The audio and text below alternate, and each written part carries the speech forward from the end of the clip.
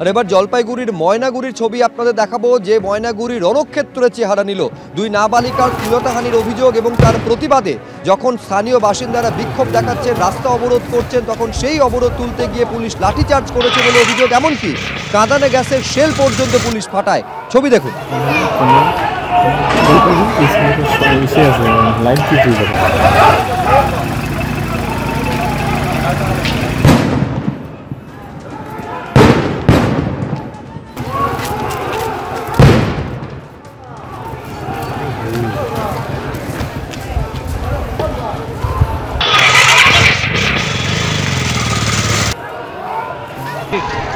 বাইকের টাকা দুইটা করে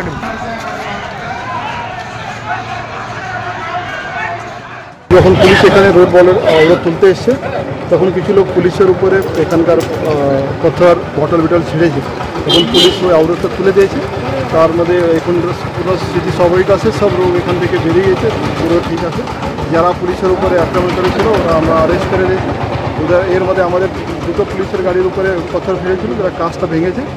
আর বাকি আমরা এখনই কন্টিনিউ এরিয়াতে পেট্রোলিং হচ্ছে, সব শান্তিপূর্ণ আছে। এটা কোনোভাবে কোনো ঘটনা এখানে হয়নি। আননেসেসারি রুমার্স দিয়ে এটা পথ অবরোধ এখানে কিছু লোক করেছিল, যারা ইচ্ছা করে করেছে তাকে আমরা চিহ্নিত করতে পেরেছি। আর উপরে আমরা কেস করবো আর অ্যারেস্ট করবো। নিউ টাউনে 17 একর জমিতে ইনফোসিসের দ্বিতীয় ক্যাম্পাস, যেখানে 4000-এর মতন কর্মসংস্থান হবে।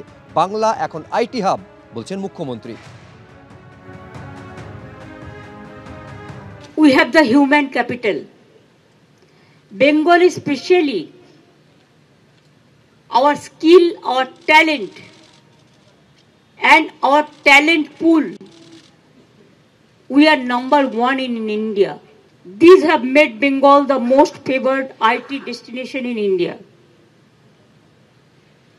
We have set up Bengal Silicon Valley,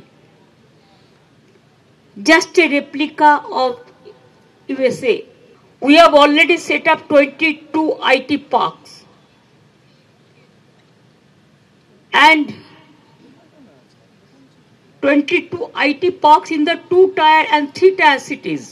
Infosys of Calcutta, it will create a new glory and it will attract the other companies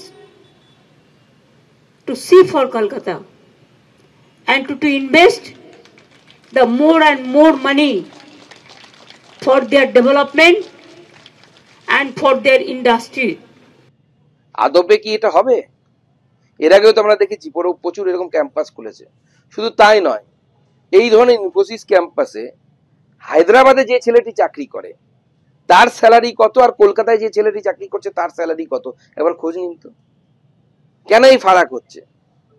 IT কুলি হয়ে গেছে তো এর এখন। পশ্চিমবঙ্গে যে সবথেকে কম পয়সার কুলি পাওয়া যাচ্ছে। পশ্চিমবঙ্গে যারা কাজ করতে চাইছেন তাদের মাইনে সবথেকে কম ভারতবর্ষের মধ্যে। কেন